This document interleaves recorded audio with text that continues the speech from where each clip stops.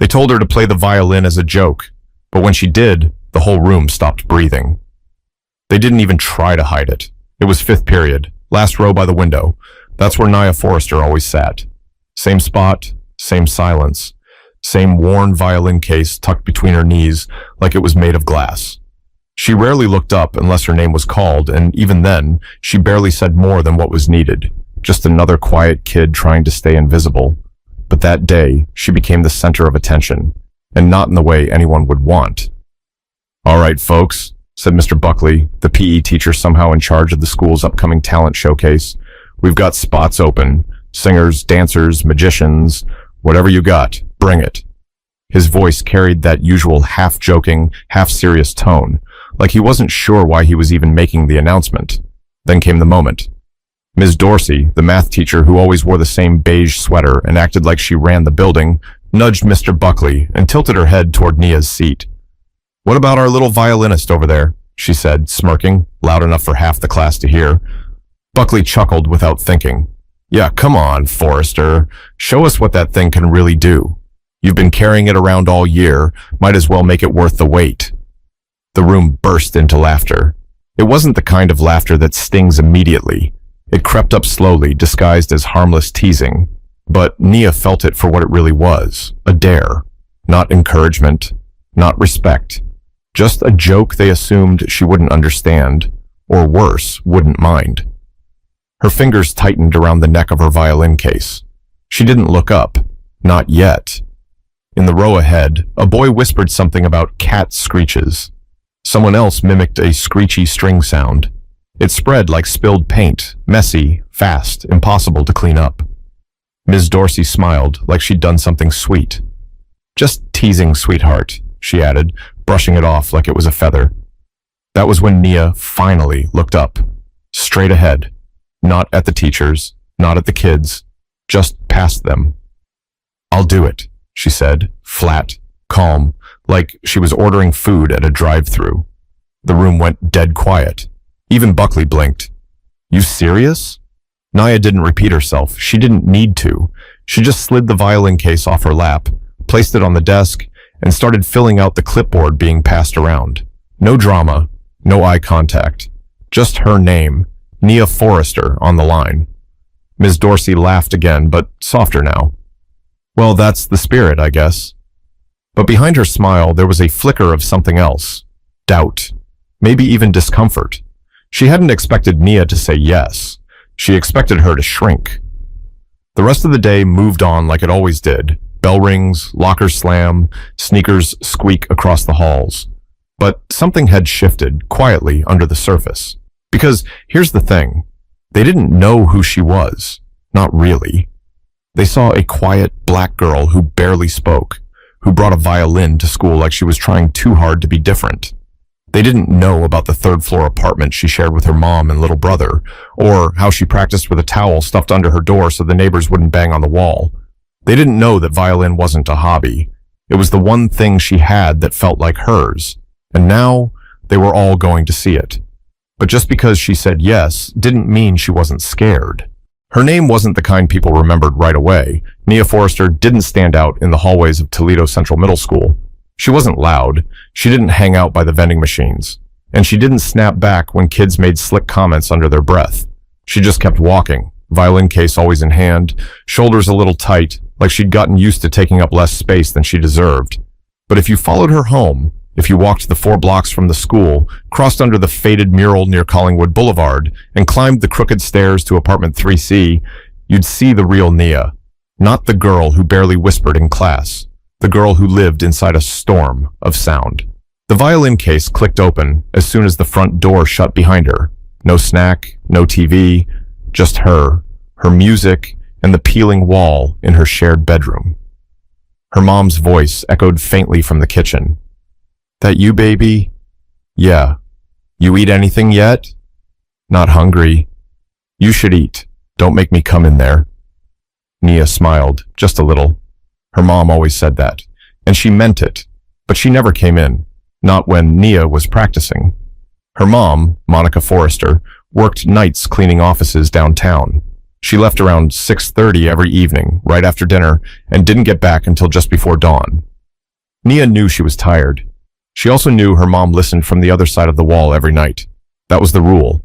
No speakers, no headphones, just raw sound. If Nia was off pitch, if her rhythm broke, her mom would tap gently on the wall 3 times. That meant start over. No anger, no shame, just get it right. Again, her mom would say, even from the hallway. Again, baby. Most nights, Nia practiced until her fingertips went numb. Her violin wasn't fancy. It had scratches from old hands, a loose peg she had to tighten every few minutes, and a bow that frayed at the edges like an old shoelace. But it sang when she played it. It cried. It screamed. It whispered. It was the only way Nia knew how to speak out loud. She had started learning at 7. Her grandfather, who passed away when she was 9, had played blues on a beat-up fiddle. She remembered his laugh, the way his fingers moved like they were dancing, and how he always said, "Let the instrument tell your truth when you can't." So she did. At school, kids rolled their eyes when she pulled out her violin for lunch period practice. Teachers smiled politely but never asked about it. Not until the joke. Not until Buckley and Dorsey turned her whole year into a punchline. But Nia had already been working on something, a piece, one she'd written herself, half classical, half blues, all pain. It had no name. She didn't think it needed one. What it had was feeling, grit, soul, and a secret that only she and her violin understood.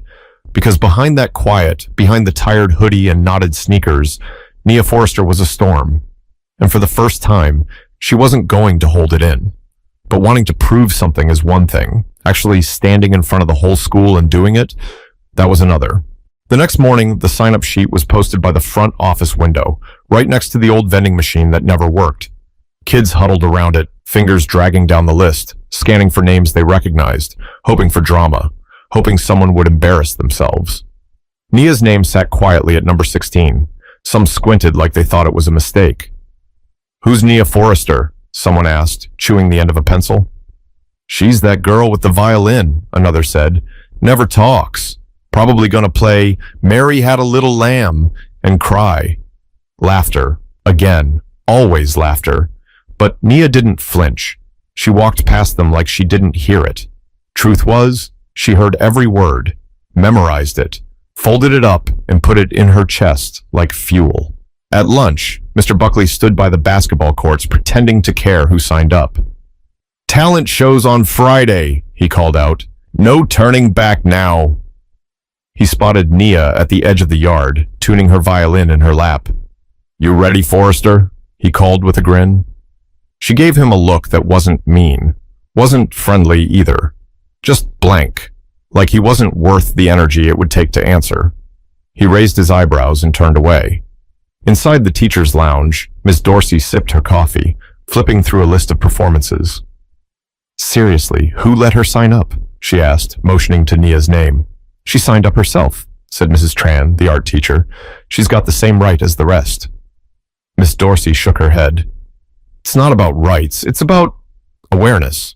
She's setting herself up. You really think she's going to stand on stage and not fall apart?" "I think maybe she surprises you," Mrs. Tran said. Then she turned back to her crossword. Miss Dorsey didn't reply, but something in her jaw said she wasn't ready to admit she might be wrong. That afternoon, Nia sat on the edge of her bed with her violin and a blank notebook. Her mom leaned against the door frame, wiping her hands on a dish towel. "You sure you want to do this?" she asked. Nia nodded without looking up. "I already said yes." Her mom walked in and sat beside her, picking up the frayed bow. "You don't gotta prove nothing to people who don't even see you. You know that, right? I'm not doing it for them." "Then who?" Nia thought for a second, eyes drifting to the water stain on the ceiling. "I guess me." Her mom smiled, pulled her close. "Then do it right." At school, whispers grew louder as the week went on. Kids started making bets. Some said she'd chicken out. Others said she'd freeze. A few even said maybe she could actually play, but still laughed when they said it. Only one person really talked to her, Malik, a soft-spoken 7th grader who played piano after school. He caught up with her near the library. "You doing original or something famous?" Nia blinked. "Original?" He smiled. "Good. Do something they can't compare to nothing else." She didn't smile back, but she nodded once. That was enough. Friday came fast. The stage was set up in the gym. Fold-out chairs, scuffed floors, squeaky mic. Parents would arrive later, but for now, it was students and teachers only. One by one, the acts went up. Singers, dancers, a kid who told knock-knock jokes. The crowd clapped, some polite, some fake. Phones were out. Everything was being recorded. Everyone waited for someone to fall. Nia sat backstage with her violin across her lap, fingers tapping the wood like Morse code. Number 16, her number. But when they called her name and she stood up, no one expected what came next. The hallway outside apartment 3C always smelled like old carpet and reheated noodles. That's what Nia came home to every day. That and silence. Except for the sounds she made herself. As soon as her backpack hit the floor, she pulled out her violin. No snacks, no scrolling through her phone, no time for that. Just music. Practice. Over and over again. The piece she planned to play didn't have a name. It didn't need one. It started soft, just a few notes that sounded like something slipping out from under a locked door. Then came the shift, that sudden pull that made people sit up straight. That's what she worked hardest on, the transition. Her grandfather used to say, make them feel like they've been dragged through something real, then give them peace at the end. She played barefoot on the carpet, her toes curling whenever she hit a note wrong. She didn't use sheet music. Everything was inside her head. And her hands? They moved like they'd been doing this for 20 years. But it wasn't easy. Her bow was splitting at the ends, and the E string buzzed if she pressed too hard. The bridge leaned just slightly to the left. Every couple of hours, she had to retune the whole thing from scratch. Still, she didn't complain. Her little brother, Miles, 6 years old and constantly curious, sat in the doorway watching her one night. You gonna win? He asked. Nia shrugged without stopping. Why don't you play happy songs? He added. She paused, looking at him. I do. He scrunched his nose. They sound like crying. Sometimes happy and sad sound the same, she said. He didn't get it, but he nodded anyway and wandered off. Her mom came in around midnight, dropping her keys on the kitchen counter. Her feet were swollen. Her uniform smelled like bleach. You still at it? Nia was stretched out on the floor, her violin beside her like a sleeping pet. Almost done. Monica stepped over her and disappeared into the bathroom. When she came back out, she had a damp towel and sat beside Nia, pressing it against her hands. You push too hard, your hands will give out, she warned. They already feel numb. Exactly. They sat there in quiet. Not awkward silence, just the kind you earn after knowing someone forever. You sure about tomorrow? Nia didn't even blink. Yeah? Monica looked at her daughter, the way her eyes didn't flinch, the way her shoulders didn't shake, even though her fingers did. Okay then. Make 'em listen. The morning of the show, Nia didn't eat much. Just a dry slice of toast and some water.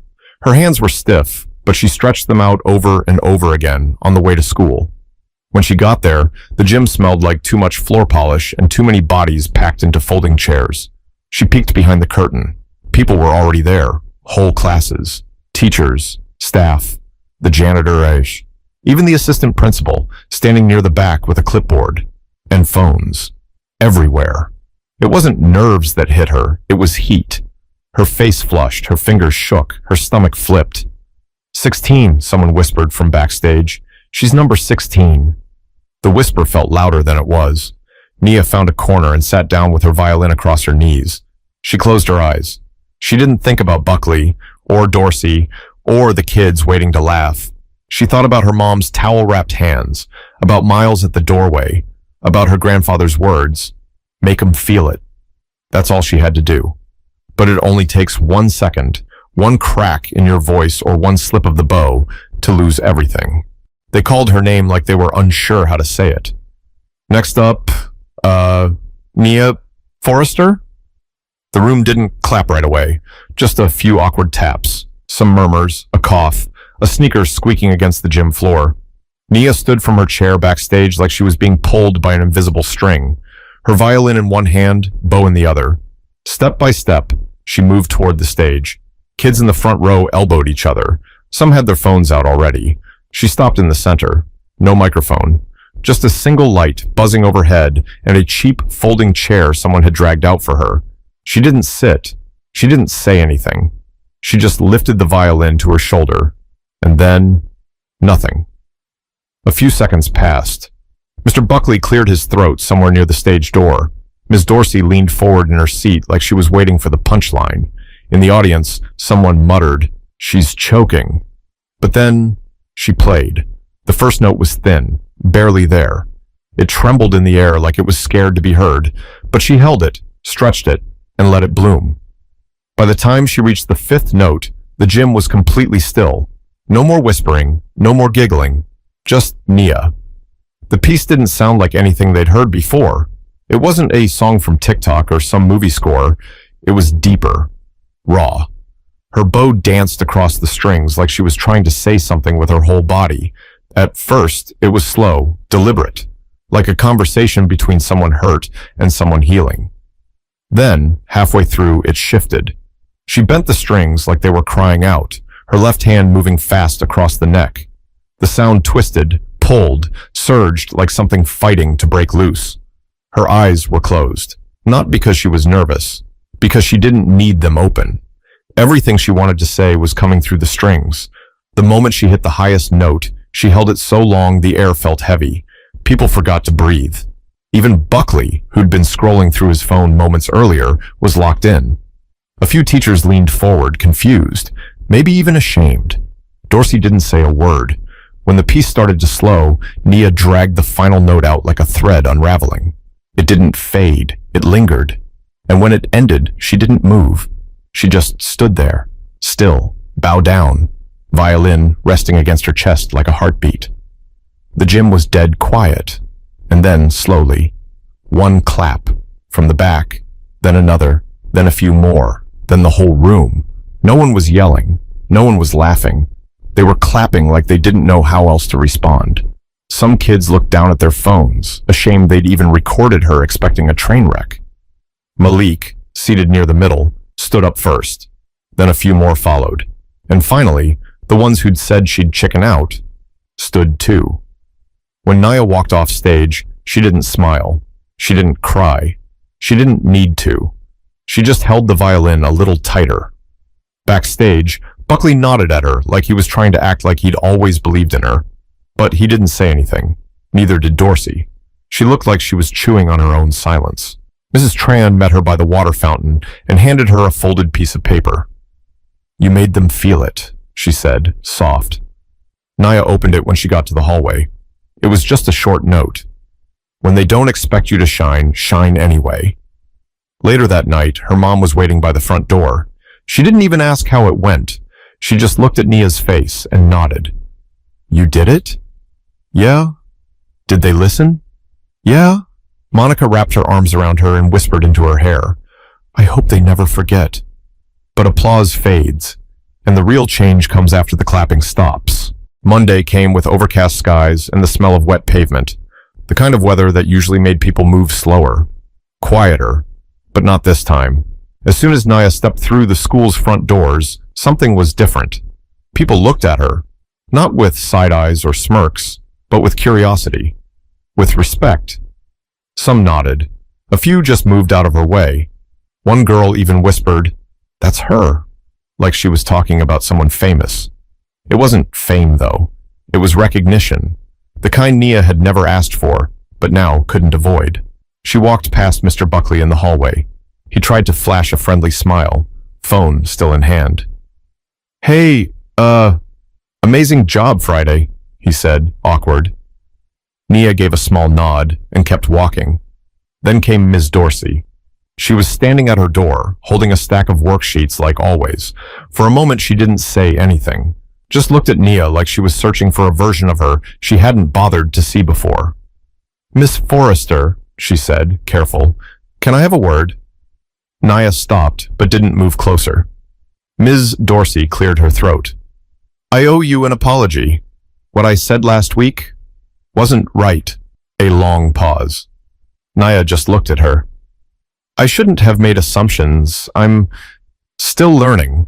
Nia thought about saying something sharp, something she'd had locked and loaded since that first laugh, but she didn't. Instead, she looked her in the eye and said, "You should have seen me before Friday." Ms. Dorsey blinked. That hit harder than a comeback ever could. Nia turned and walked away. She wasn't bitter. She wasn't angry. She was just done being ignored. In the cafeteria, Malik slid her a carton of chocolate milk without saying a word. He grinned. "Next time, we play a duet." She smirked, then rolled her eyes. "You're not ready." The sound of her laugh, even just that little bit, turned a few heads. It was the first time most had ever heard it. At home that evening, she didn't pick up her violin right away. She sat on the couch next to her little brother, watching cartoons with the sound off. Her mom peeked out from the kitchen. "You not practicing?" "Not tonight," Nia said. "You good?" She thought for a second, then nodded. "Yeah, I'm good." Not everyone clapped because they cared. Not everyone who stood that day changed overnight. But some did. And sometimes that's enough to start something. Some people won't see you until you force them to listen. So play your truth anyway. If you've ever been doubted, overlooked, or laughed at, remember Nia. Remember that silence is powerful. But your voice, in whatever form it takes, is louder. Tell your story. Let them hear it.